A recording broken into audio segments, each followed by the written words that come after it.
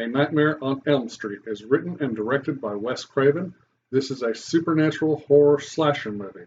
A Nightmare on Elm Street stars John Saxon as Lieutenant Donald Don Thompson, Ronnie Blakely as Marge Thompson, Heather Langenkamp as Nancy Thompson, Amanda Weiss as Tina Gray, Sue Garcia / Nick Corey as Rod Lane, Johnny Depp as Glenn Lance, Lynn Shay as the high school English teacher, and Robert Englund as Freddy Krueger. A Nightmare on Elm Street is rated R for strong, bloody horror violence, disturbing images, terror, and language. This is most definitely not a film for children. I would say 18 years of age and older. This film has a runtime of 1 hour and 31 minutes. The film was released in theaters in the United States on Friday, November 16, 1984. So here's an interesting fact about A Nightmare on Elm Street before I get started with the synopsis. A Nightmare on Elm Street was released in theaters exactly 9 days after I was born. So I was born on November 7th, 1984, and this one was released on November 16th of 84. So yeah, 9 days. Pretty interesting. A group of high school teenage friends begin having dreams which turn into horrible nightmares. In their dreams, they are being hunted by a man in a red and green sweater who wears a special glove on his right hand that has knives on each of its fingers except for the thumb. The man is also horribly burned on his face and wears a fedora hat. His name is Freddy Krueger, who was a child murderer when he was alive. The kids soon learn that if he kills you in your dreams, then you die in real life. Little do the kids know that the reason they are all being hunted is because of something that happened in the past that involves Freddy and the kids' parents. The kids who are left must piece together this terrifying puzzle before it's too late. That's the summary synopsis. Let's talk about the negatives of this film. Most of the time, the acting was really good and very convincing, but at certain times throughout the film, the acting seemed sort of corny and not believable at all. And most of this happened with Heather Langenkamp. I mean, she's a great actress, but there were just times in the film that it just seemed bad, like she wasn't given the right direction, or she just wasn't hitting the right cues for her acting or for that scene. It just seemed kind of like, she was more whiny in those scenes than she was trying to, figure out what was going on and stop what was happening. That way she and her friends could stay alive. But really, the only life she could save is her own. One of the first scenes we see in the film is Freddy, where he is chasing Tina during one of her dreams. He is seen chasing her in an alley behind her house with his arms extended, using the extended arm trick, and it looks a little bit ridiculous, but for what they were trying to accomplish back then, they made it work, and because they had no CGI at the time, that's the only way they could do it. There are times it looks really, really stupid and really, really corny, but at other times I'll watch it, it looks really good. I think the fact that they kind of kept it in the dark and shaded and didn't show like the full scene in the light, I think helped it and really gave it something extra to help it not look so corny.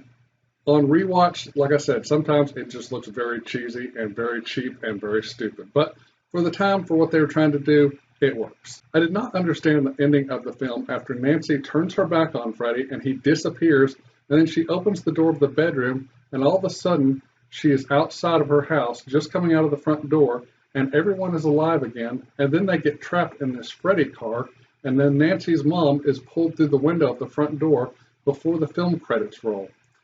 I didn't understand it. It always bothered me then, and it still bothers me today whenever I watch it. Was it part of what happened, or is it supposed to be another dream or nightmare, or is this something that's happening in real life? I mean, there's no explanation for it in any of the other films.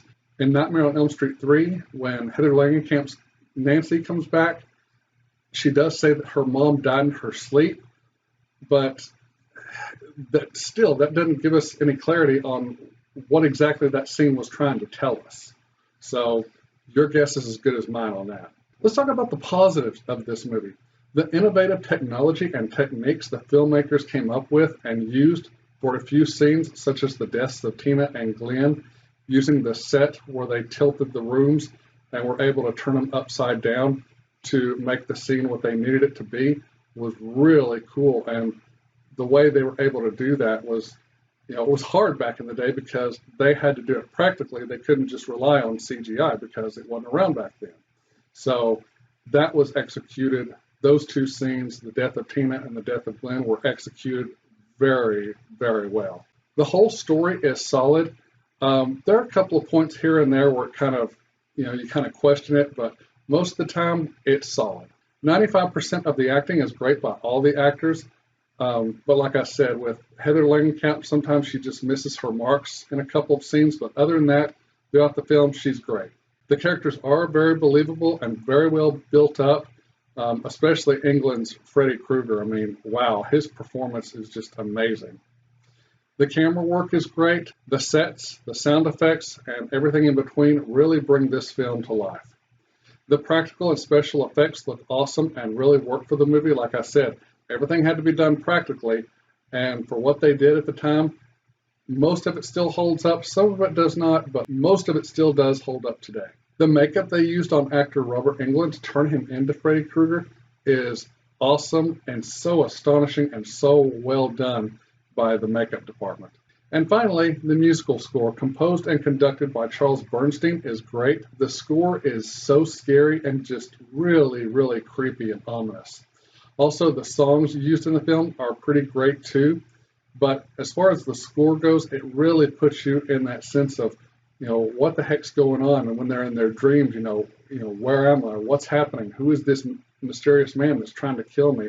I mean, it just blends together so well, and it's just so tight that it works. One of my favorite things about the film is in the scene where Nancy and Glenn are staying over at their friend Tina's house so she won't be alone, since she had a bad nightmare the night before, and since her mom is out of town. In this scene, we see Glenn has an AM/FM radio cassette player boombox, and he puts in this cassette tape of all these cool sound effects of every kind of sound you can think of on it. Every kind of sound you hear is everything from like the engines of a jet airplane sounds to motorcycles and sports cars drag racing down the streets, vehicle wreck sounds. I just thought that tape of all those sounds was awesome. That's a mixtape of the 80s and 90s generations. That's all I have to say about the positives. Now it is grading time. I'm going to give A Nightmare on Elm Street an A-. Here are my final thoughts. This is a great slasher horror movie. I used to have these Freddy films in my collection back when VHS was still around. However, I do own these films on DVD. I also have the 2010 A Nightmare on Elm Street remake film, both on Blu-ray and DVD. I plan on getting all the other Freddy Nightmare movies on Blu-ray whenever they release them in a Blu-ray box set format. So I'm hoping that comes sooner rather than later. Is this movie worth watching and worth owning? Oh, absolutely. If you're a horror movie fan, then these movies need to be in your collections. Now, granted, some of the sequels are really corny and really cheesy, but I mean, they're still good films, most of them. And if you like horror, then these have to be in your collection. So, yeah, I enjoy most of these Freddy films. One or two are kind of stupid, but other than that, they're all great. So, okay, that's it for this video. I'm going to say thank you so much for watching. Good night. God bless. I love all of you, and I will see you all in the next video. And remember, don't fall asleep.